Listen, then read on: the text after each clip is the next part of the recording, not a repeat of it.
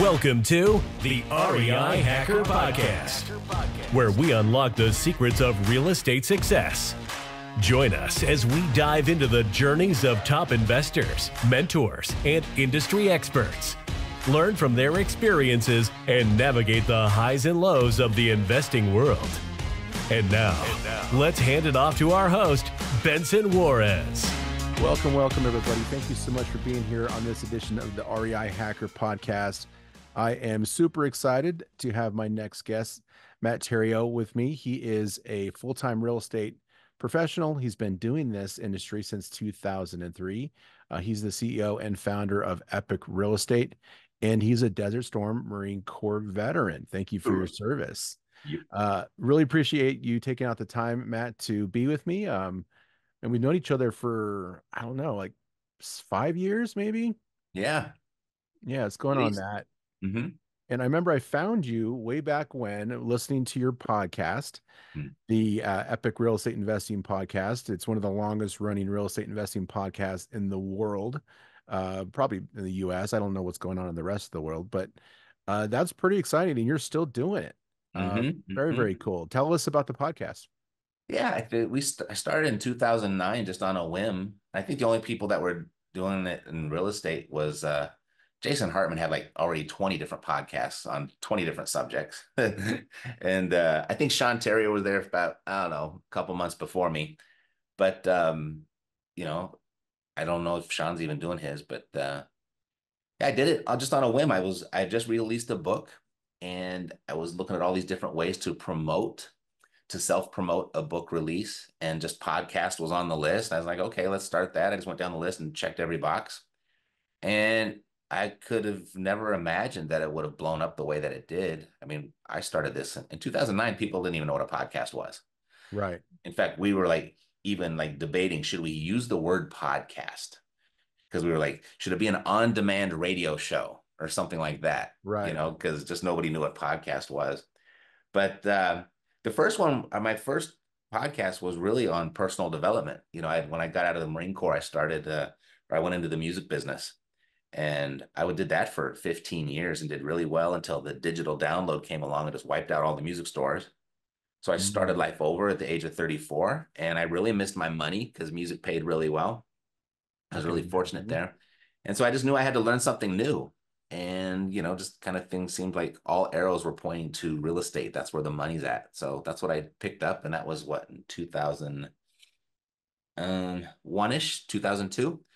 And, you know, I started as an agent and then quickly learned that that's not where the money's at. It's actually on the investor side. So I was much more excited about the profits than I was commissions, and just kind of rebuilt my life that way. So I wrote this book kind of telling the before and after, and it was, you know, 50% autobiographical, but 50% personal development. Because I was really into personal development. I just embrace it and I had to apply it and just kind of took action that way, and, you know, and rebuilt myself. So I did that. And as I was talking about all that on the podcast, all the questions that came in were not personal development related. They were all real estate related.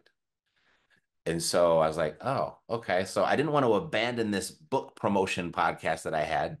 So I started a second one, and I was right in the end of 2009, beginning of 2010. And that was the Epic podcast.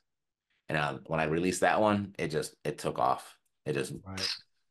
And I was like, wow. It was like, and, you know, we've been doing it ever since. We've been as frequently as a daily episode at several points, taken a couple months off here or there, but here we are, 15 years later, and still releasing at least one episode every week.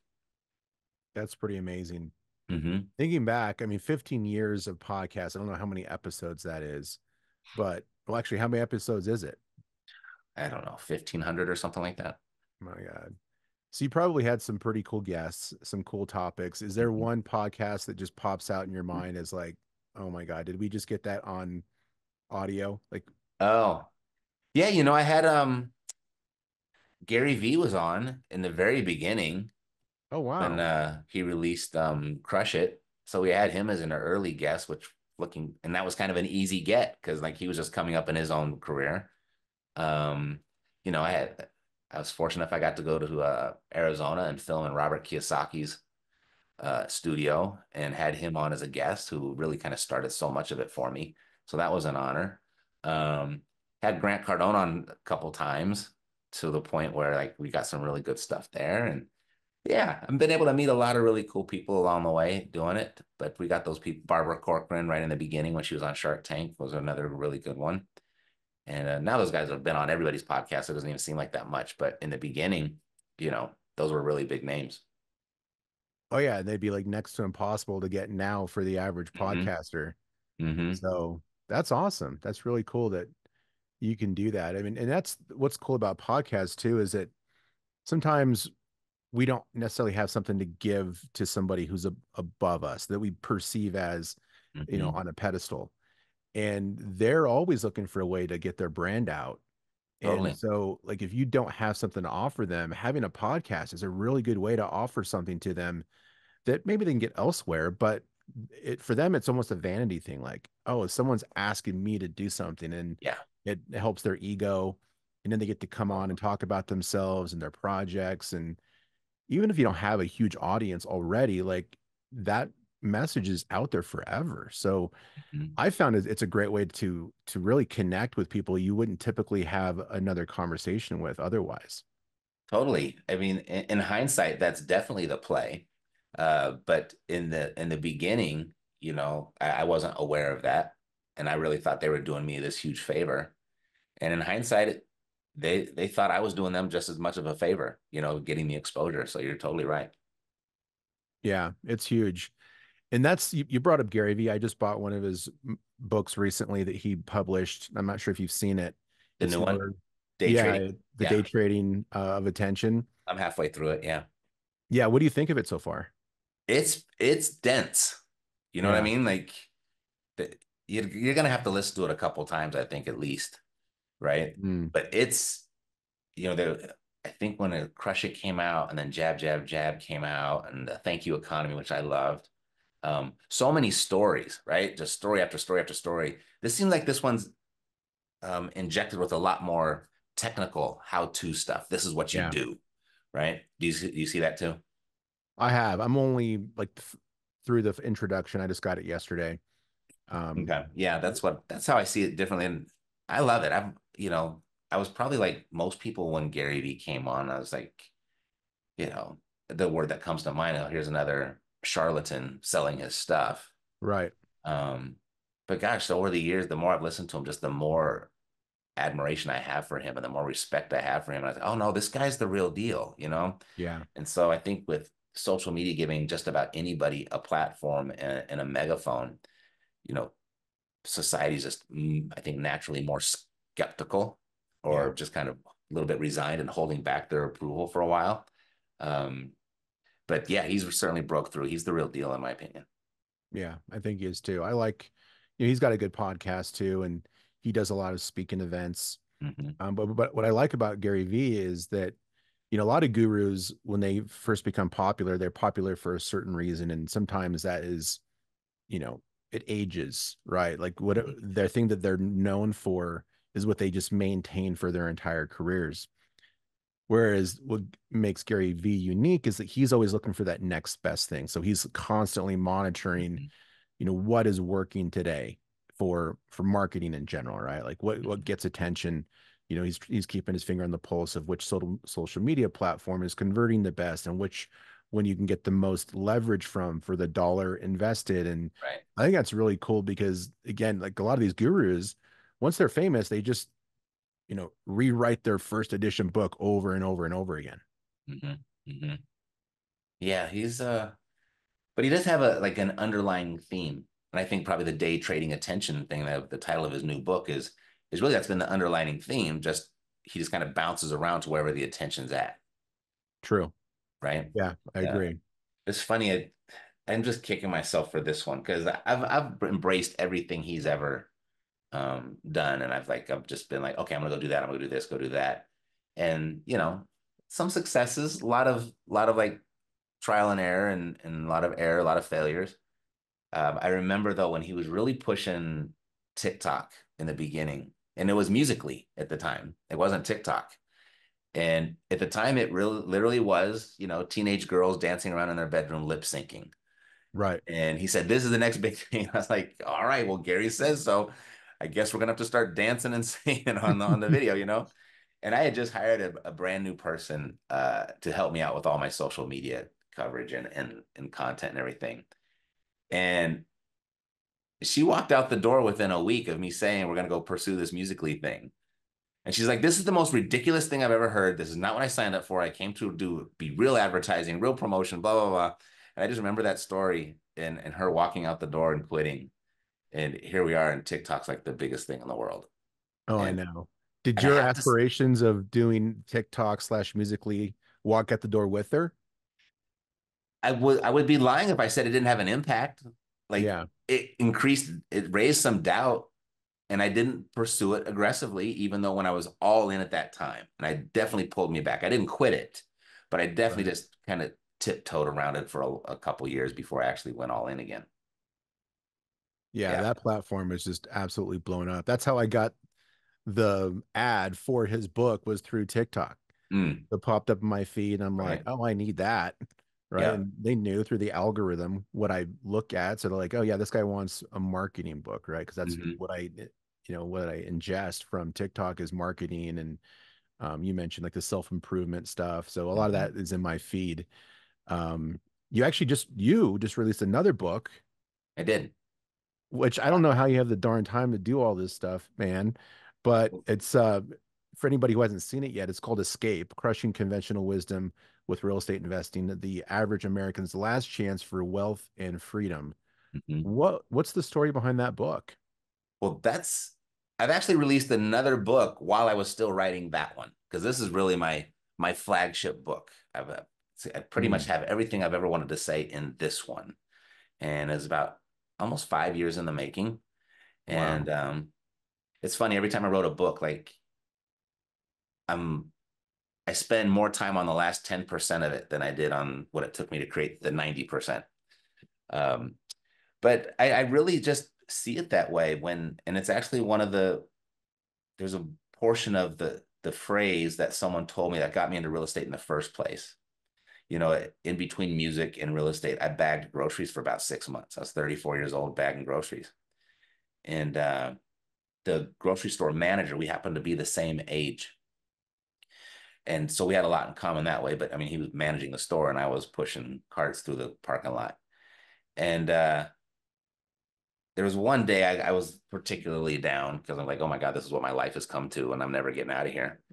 And he said, "Hey Matt, come upstairs and let me show you something." So he had a little office upstairs, and he actually had a photo album. And he said, "You know what? I've been here for 18 years because he started pushing cars there when he was 16." And he said, "I've been here for 18 years. In 2 more years, I'm out of here. I'm going to take 70% of my pension for the rest of my life. And here's why." And he opened up this little photo album book. We used to keep pictures in books. Do you remember that, Benson? Are you as old as me? I'm older than you, man. Okay, because we didn't scroll through photos on our phone. We actually had photo albums, but he had pictures of I don't know 3 or 4 apartment buildings he had been able to acquire while he was working there. And he said the passive income that I get from these apartment buildings is actually going to exceed the pension.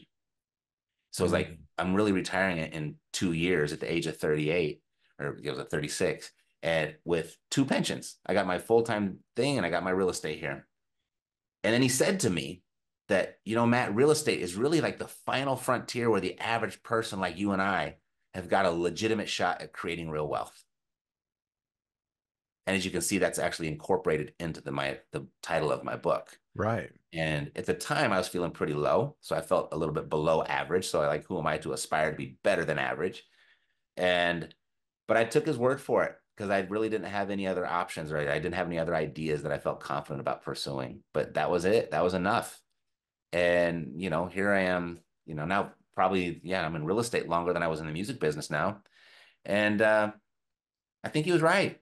I really do. And there's nothing that's come up along the way that has given me any doubt in what he said. I mean, he was a true Nostradamus, and if you get lucky in crypto, I guess there's a lot of guys there that got a whole lot more money than I got.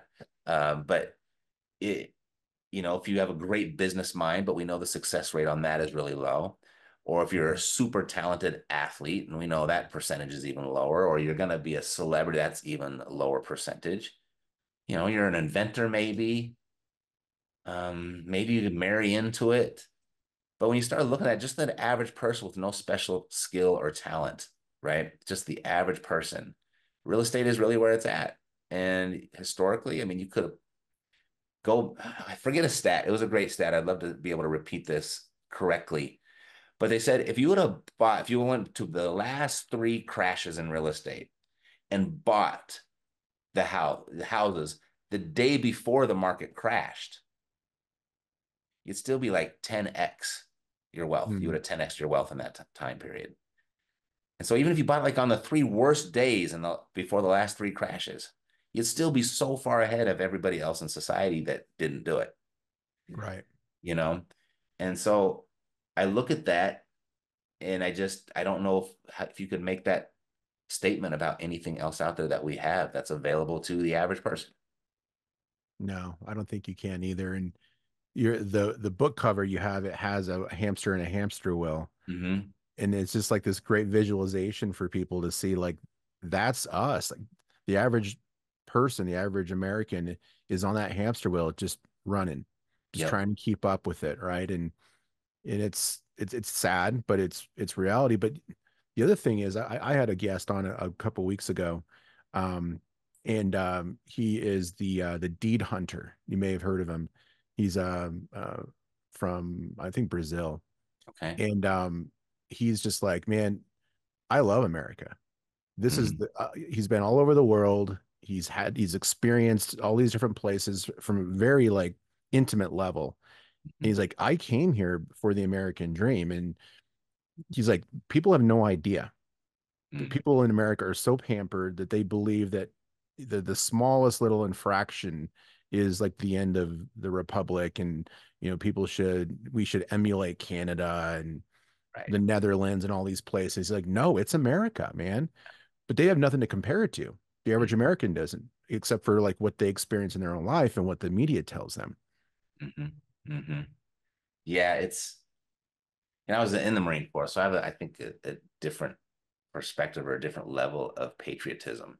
And when I was in the Marine Corps, it was during like the good war, the one that we won actually, during Desert Storm, and we did it really fast and we were swift, and the country was euphoric.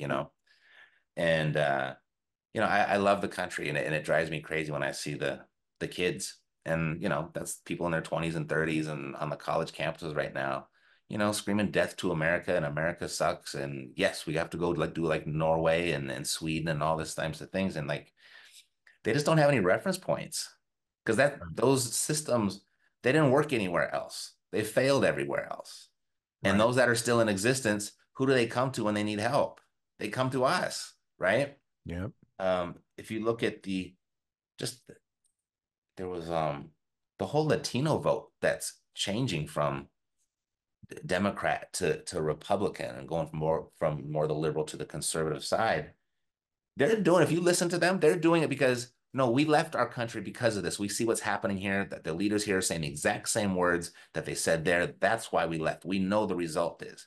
It's not because they're Trump fans or anything. It's because their reference point from where they came from. Like that's what we left, you know?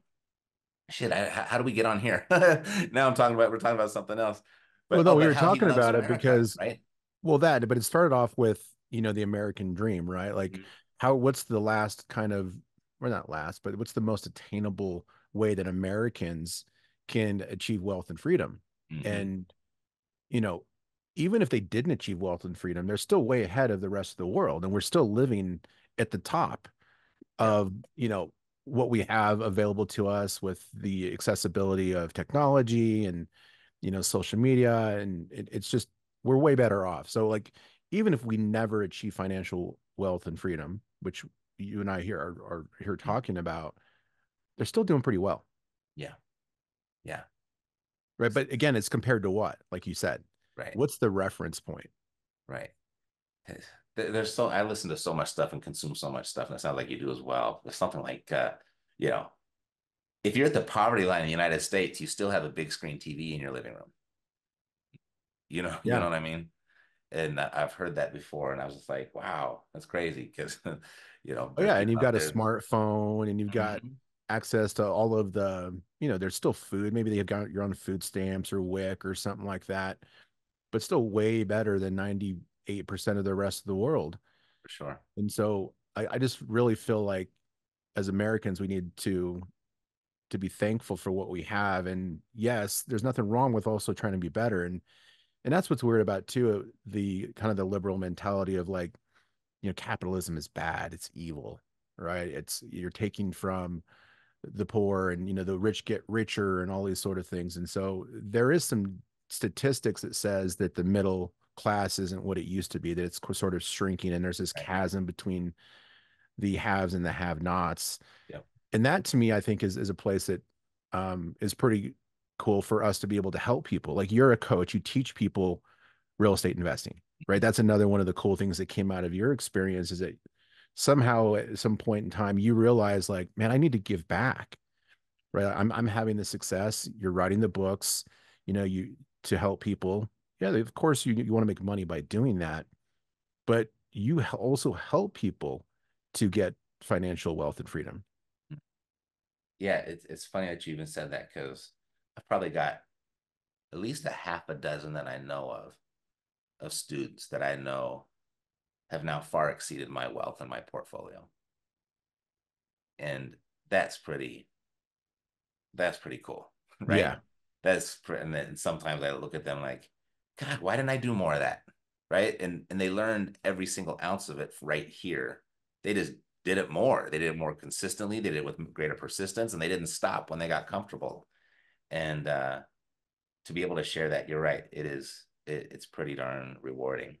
But hey, teaching this stuff pays too. So I am a capitalist in that aspect, but there's a point of it. I mean, it's not a perfect system, right?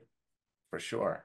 I've been listening to just recently, I just discovered Scott Galloway. Do you listen to any of his stuff? I know the name, but if you talk about maybe his Yeah, philosophy or something, I might be able to he's. nail it. I think I mean, I'm so new to him just in the last month. I still don't know everything about him, but I'm just listening. I'm just gobbling up all of his interviews, and if you hear him talk, like, he doesn't talk a lot about politics, but if you hear his point of view, he's probably very liberal, and he's worth hundreds of millions of dollars. And he actually believes in tax the rich. Like, he actually believes that type of thing. So he holds a lot of things that are, I would probably be on the opposite side of that argument. But he says a lot of things that are really, really cool too.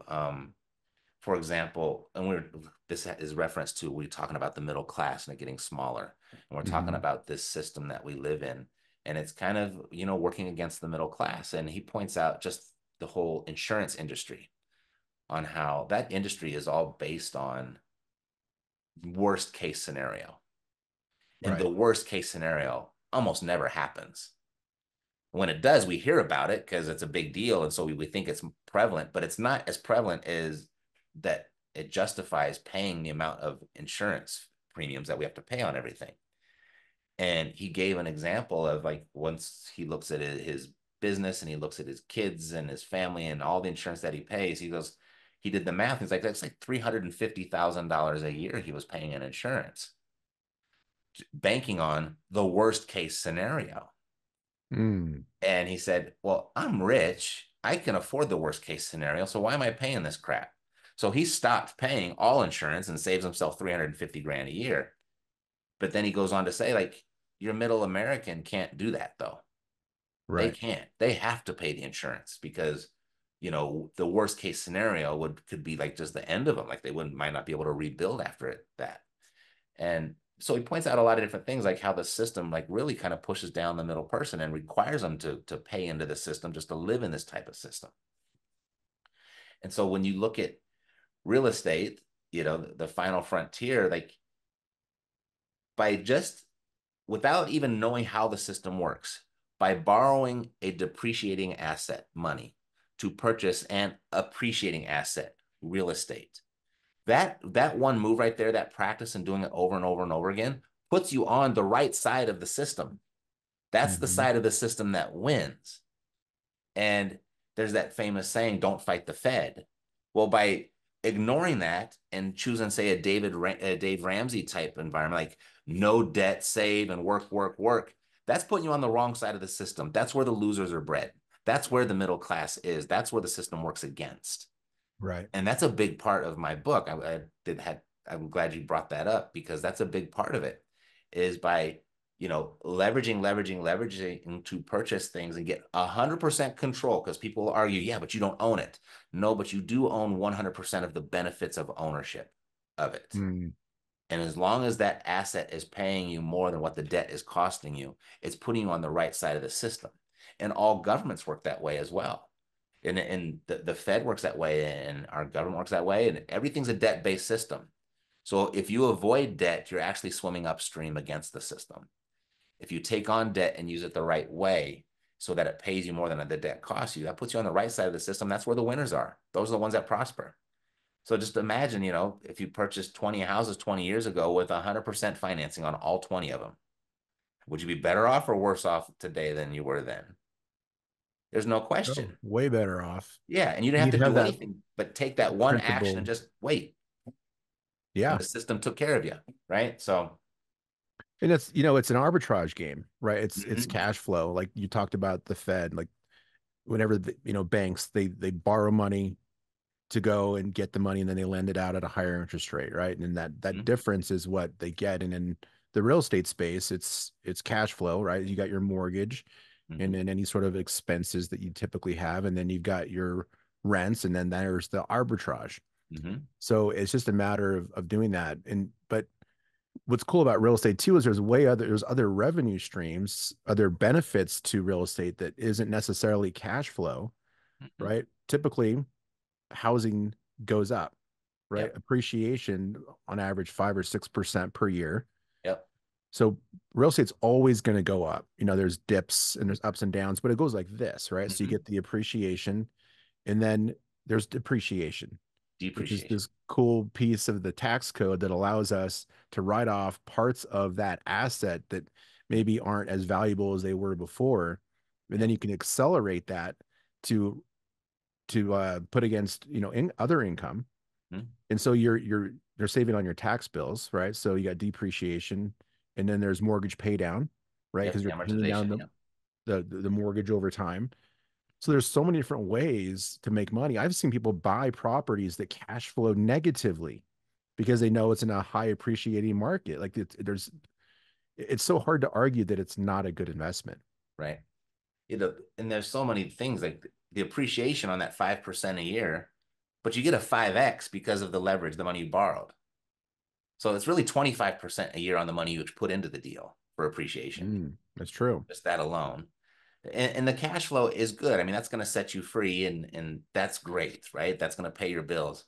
But then, like what you said, the depreciation also, most Americans don't realize if you just purchased 4 or 5 rental properties at that median salary, you could virtually eliminate your entire tax liability. Yeah. Honestly, ethically, morally, legally, with Uncle Sam's blessing, it's right there in the tax code. And you don't need some expensive, high-priced CPA that's totally out of your reach to make that happen. TurboTax will do it for you. Just Right. put in the numbers and it'll wipe out your debt or your tax liability. So that's huge. And then the amortization, I mean, it's my friend Jason, he calls it self-liquidating debt, right? Mm, What other investment can you borrow money to buy where the investment itself pays off the debt for you, right. right? It's like it's the perfect investment in my opinion. And people say, well, what about the market crash? Which I hate this comment, but I'm just like, well, is it ever worth zero? Right? We had Yeah. Enron and Lehman Brothers. Where are they? They've been around for 100 years. They're in the stock market, the S&P 500, blah, blah, blah, blah. But now they're worth zero. The house will never be worth zero. Right. And there's just endless arguments for it. And people will just still like just resist, resist, resist. And I'm just like, okay, well, I'll need tenants too. So that's good. You keep doing what you're doing. That's true. You know what If I mean? everybody invested, we'd have nobody to rent the properties, Mm-hmm. right? But Mm-hmm. I've heard people say that you should, as a real estate investor, you shouldn't own a home. It's better to rent a house and live in it And then use that same money that you were going to buy with to buy rental property. and let the rental property pay your rent where you live. Yeah. Or buy a multifamily and do like the house hack situation where you Totally. live in one of the units of a fourplex and you're basically living for free and you're still cash flowing. Mm-hmm. The house I own here in Vegas is the very first primary residence I've ever owned. Mm, So I've had the benefit of owning real estate. Is just that I use the rent from or the cash flow from my real estate to pay for where I lived. And what that being from in Los Angeles at the time, that affords you to live in a much nicer place, a much nicer neighborhood for a much cheaper price doing it that way. right. Right. And the only reason I bought a house here was, when we first moved to Vegas, we rented for the first 2 years and just to make sure that this is where we wanted to stay. And then the market exploded and our landlord came and he raised our rent by 80% Ooh, as soon as our 2-year lease was up. So you're like, oh, well, crap, we're not going to pay double what we've been paying to stay in the same place. So we went out and looked and we just did the math and it was cheaper for us to buy than it was to rent at the time. yeah. So that would be the one caveat depending on where you live. Because if you're in the Midwest, it's much cheaper to own than it is to rent. But yeah, I've been long before Grant Cardone came along. I was talking about that on the podcast in 2009, 2010. You should not own your primary residence. It's a terrible investment. Yep. It Yep. is. But even people too, like I heard someone recently tell I don't know if it was on a podcast or something like that. They were telling people who have a primary residence that it's not an investment. Like your home that you live in is not an investment. Do you have a perspective on that? Yeah, it's not. It's if you just extrapolate it out over 30 years, if you're going to stay there 30 years to pay off your mortgage, it's pretty much a wash. And if you factor in inflation, you're a little bit negative. So even like all the appreciation and the mortgage pay down over time, the interest payments they would have made on that property for those 30 years would exceed it. Would exceed the appreciation, yes. Yeah. Interesting. And then the property taxes and the insurance that you don't have to pay when you're a tenant also. If the house Hmm. ever needed any repairs, then you have to do that as well. Like I've done probably 3 different videos on YouTube videos and just broke down the numbers and compared side by side. And every time I do it, because I'll get a naysayer, I'll get a critic who will challenge me on it. I was like, well, maybe you got a point. Let me check that out. And I'll go do it. It's like, nope, you ain't got a point. And I've done Okay. it multiple times.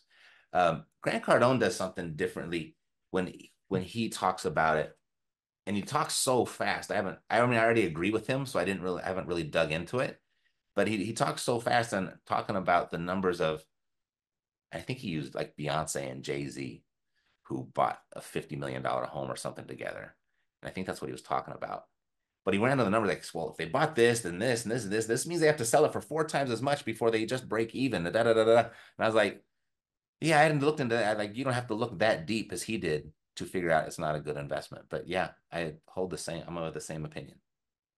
Yeah, so it's not a good investment. But if you think about it too, if they had just rented, and let's say they weren't in real estate at all, but they were just renting, they were paying, $2,000 a month for rent, they're never going to get that money back. Mm-hmm. But if you own a home, right, and it appreciates over time and you make you pay your mortgage down, at some point you own an asset that's worth money, like you've recouped a lot of that expense. So isn't that some sort of like an investment? Like you could invest and still not get all your money back, but you can still have money in the bank. Well, I think that if you separate that and look at it just in a bubble, it's better to rent than to buy your home. There are some back and forth arguments you can go and you can just kind of like, what's more important to you is, having to Mhm. move every 2 years when the lease expires or just having a place you can call your home and helps you sleep at night. So Right. there's that. I consider that a return on investment too, like just your state of mind and your comfort. But Mhm. what what I don't think, I mean, Grant's not saying it, I'm not saying it, and anyone else, and Chris Crone is of the same mindset as well, I believe. Um, that I'm not saying don't own real estate. No, this is still the greatest investment. Just buy the real estate and have that real estate that you bought offset or pay for the rent that you're paying for your primary residence, which makes it a better investment, Right. right? So if you're just going apples to apples, do I rent for $2,000 or do I own for $2,000? Certainly there's a give and take and pros and cons to both of those, but your monthly revenue and expenses are the same. Now you can decide which one you want to do, but that's in a bubble. I'm talking about, no, keep buying income properties to pay for a nicer lifestyle where you actually live. Right. So in your book, is there any tactics about like doing real estate, or is it more about mindset and just making a case for real estate? Or at some point, do you say, okay, this is what you should do? Yeah, it does conclude with that, because that was one of my frustrations with Rich Dad Poor Dad. As great of a book as it was, and Hmm. how transformational it was for so many people, it did kind of leave you at the very end. Okay, I agree with everything you said, but what do I do now? Right. Right? So that there wasn't all, it was really fell short on the how to. And I want to make sure that our book didn't do that, or that my big book didn't do that. So I think the last 6 chapters are very much how to, like, here's how you get started, this is what you do, and these are the steps you take. But when you talk about mindset and stuff, I think that's even more important as to why you're doing it, because that's actually going to cause Hmm. you to do it. Um, Or not do it. exactly. If you don't understand what's at stake and why it's so important to own real estate, and how far you're going to be left behind if you don't, and how terrible it's going to be, then there might not be enough motivation or inspiration or ambition for you to actually take action and do it. Yeah. I say it all the time to my private clients. It's gonna take. We'll be here for 2 days. It's gonna take me 30 minutes to show you how to fill out a perfect purchase agreement, right? And you'll know how to do it, and you'll be an absolute expert at it. But why you don't give somebody an offer to purchase their real estate every single day, that has more to do with your why than the how, Hmm. right? If you think I just woke up every single morning and said, okay, who's going to get a purchase agreement from me today? And I'm not going to bed until somebody gets one. Imagine what that would be like at the end of the year. That's 365 offers. I mean, you got a dozen deals there for sure, Right. without even trying too hard. Now, extrapolate that over 5 years, you're probably going to be the wealthiest person you know with that one Hmm. thing. But it's more, has more to do, the why had to do with your health, or excuse me, your wealth, than the how. So definitely it's included in the book, but there's I make a strong case, in my opinion, for as to why you have to do this, or else you're just going to be up shit creek without a paddle. Right. But for most people, the worst case scenario is nothing changes. They just go back to their 9 to 5 job. And, for a lot of people, that's just fine. Right. So what do you tell somebody who is kind of comfortable and, maybe they're not aspirational or have big financial goals? Like, you should still do this. Like, what's the message to that person? Oh, the what I always say is, hey, if you're happy with where you are financially, don't listen to me. That's my answer. Right. I don't want to interfere with your happiness, because not everything that makes me happy is going to make you happy. But I know we live in a society that nothing replaces money in the way that it serves us. It puts the food in our Hmm. stomach, it puts the clothes on our back, it puts the roof over our head, it pays the hospital bills, and allows us to do all of those things for the people that we love and care about most. Nothing replaces money in the way that it serves us in the society. So it's absolutely important. And I think it's everybody's duty to have as much money as they possibly can, so they can take care of the people that they love as best they can. And they can live the best time on life that they possibly can. And so for me, money is very much the answer to that, because that's just the world we live in. But for other people, not so much. And I'm okay with that. If you're happy, then don't let me ruin it for you. Right. Mm-hmm. But there's this whole other set of people too who are completely anti making money, and they're trying to break down the system. They're trying to put up more rules. I was doing a presentation yesterday with a local REIA here in Denver, and there's like 12 new laws that hurt landlords, Mm-hmm. makes it harder for them to make money. Mm-hmm. Right. They're strengthening the tenant laws so that squatters can go in there and just hang out, and and you can't kick them out. Like, there's this whole effort to make it even more difficult for us to do what we want, and the stuff that we teach people. What's your perspective on that? Well, I think it circles back to what we were talking about 30 minutes ago, of the people that don't have a reference point Hmm. of, what actually makes a society work. And, that sounds a lot like communism. And if you want to go live in a communist country, then you should give it a shot for a minute and see if you like it or not, and come back and then tell me which one you like better. Um, there was I saw a clip of Pitbull doing a concert. I think this was kind of during 21, 22, somewhere in there. And he's standing on stage in between songs, holding the American flag and just talking trash to the audience about communism. It's like, stop supporting this shit. You're not gonna like it.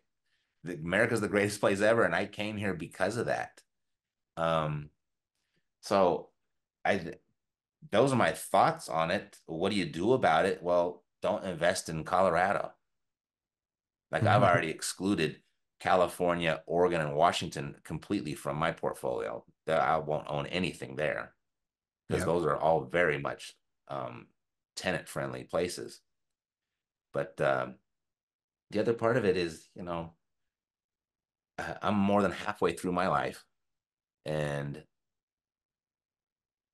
it ain't that long. It goes by in the blink of an eye.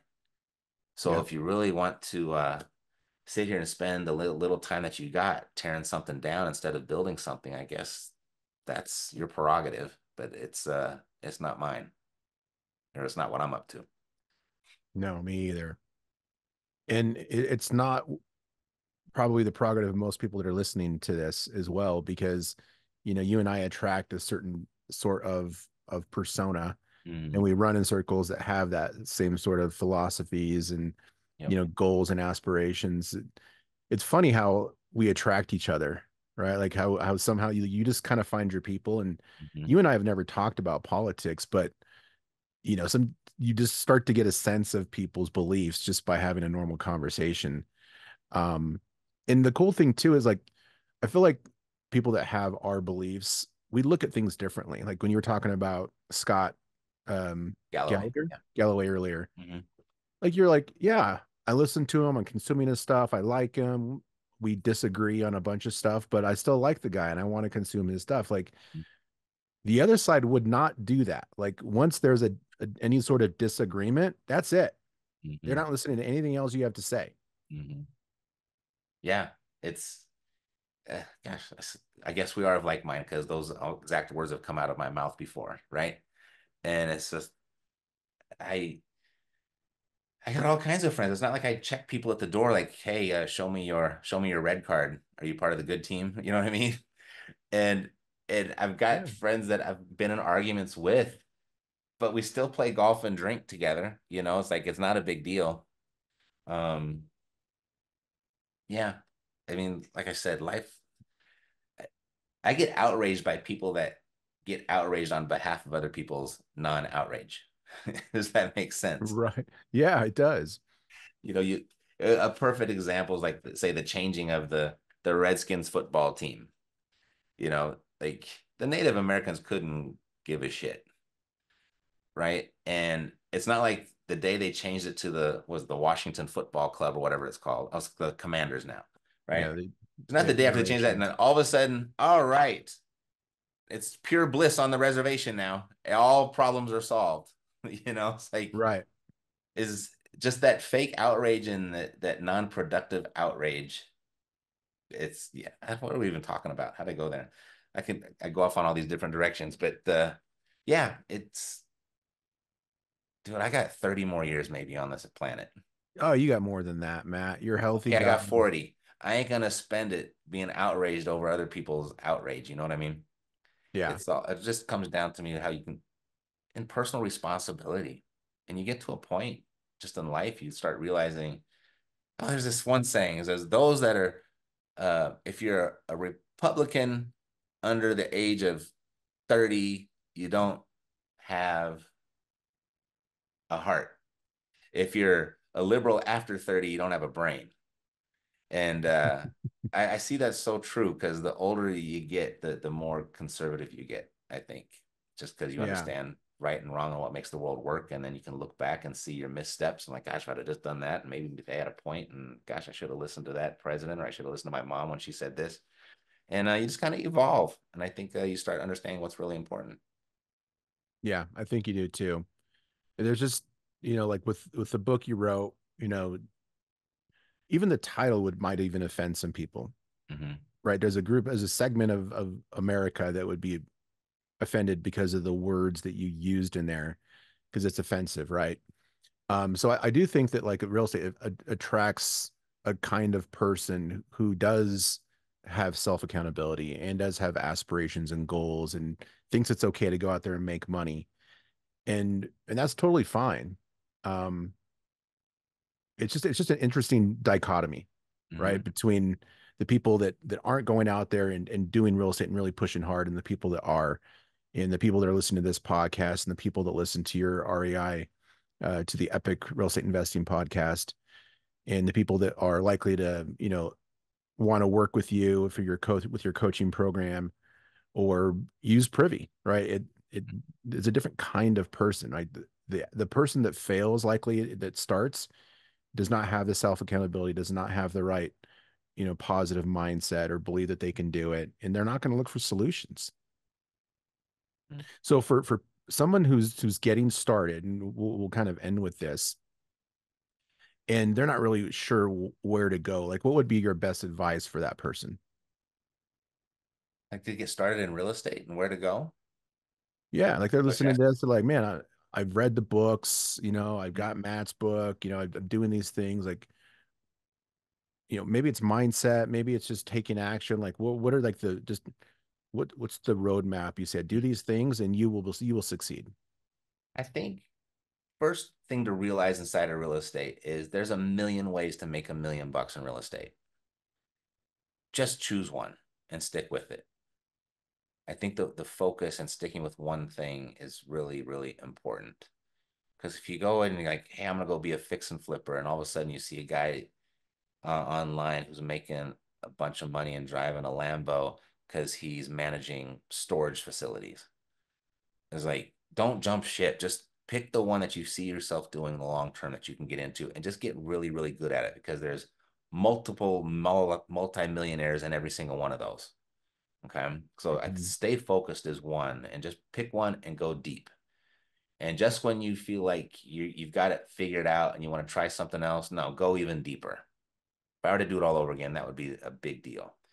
The second thing would be very intentional about creating your environment, the people you hang out with. Because being an entrepreneur can be a very lonely existence because we're not typically surrounded by a bunch of fellow entrepreneurs unless we're intentional about making that happen. Our school friends and our family probably are like somewhat of naysayers. That just seems to be very, very common. And so be intentional about that because you're going to be in different conversations.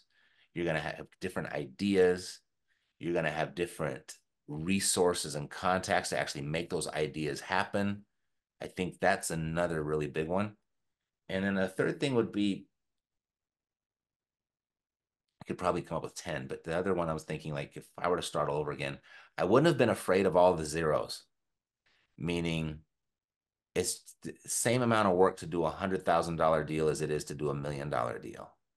But when you're just getting started, you might, well, let me start with this 100,000 or this $50,000 deal first. No, go big. Go with the 500,000, the $1 million, the $10 million deal. By following all those, because it's the exact same amount of work. Those bigger deals, they might take a little longer to come to fruition, but don't make your decision on which opportunity you're going to pursue and whatever niche you pursue based on how much it is. Because I look back, you know how many houses I flipped and turnkeyed at a $75,000 mark? We were doing 15 to 20 of those a month for a very long time. And that's a lot of work, but with a little pay, just because it felt safe and it felt comfortable to work in that price point. If I'd have cut that in half and did, $750,000 deals, I wouldn't have had to work nearly as hard and not do as nearly many deals, and I would have made a whole lot more money. So I think those would be the three things. And then like when I said focus, just if you're going to choose one, definitely find a mentor, definitely hire a coach. It's such a shortcut. I wish they would teach that in high school. Um, but really kind of just analyze them and do as much due diligence on them as you would do on deals. and pick the one that's got the lifestyle that you want to live, and follow that one, and just stick to them and do what they say, and just be consistent and persistent. Great advice. Really, I like how you distilled it down from the complicated just to the basics of it. 'Cause there's so much noise out there. Mm-hmm. It's easy to get distracted and want to do it all. So, Yep. My friend Matt, I really appreciate you taking the time, man. It was really cool to get some insight from you, learn about your background. And for those of you that are looking to connect with Matt, where can they find you? At epicrealestate.com, you can find everything there. The book, it's on Amazon, but if you want to go to myescapebook.com, bunch of free bonuses that you can get there. So if you're going to get the book, go there and you get all the free stuff. Awesome. Well, you guys, thank you so much for being here. Matt, thanks for taking the time. I appreciate it. You guys keep an eye out for more future episodes on the REI Hacker Podcast, where we have expert real estate investors, service providers, mentors and coaches, and just really influential people in the real estate space all the time. They got great insights and great stories, and it's inspirational, and it will certainly help you to get motivated during those times when you just don't feel like you have what it takes to do the things you need to do to make the money you want to make. So really appreciate you guys listening. And Matt, have a great day, man. We'll talk to you soon. Thanks, Benson. That's a wrap on today's Real Estate Revelations. Thank you for tuning into the REI Hacker Podcast. Remember, every property has a story, and every deal is a lesson. Until next time, keep hacking the real estate world.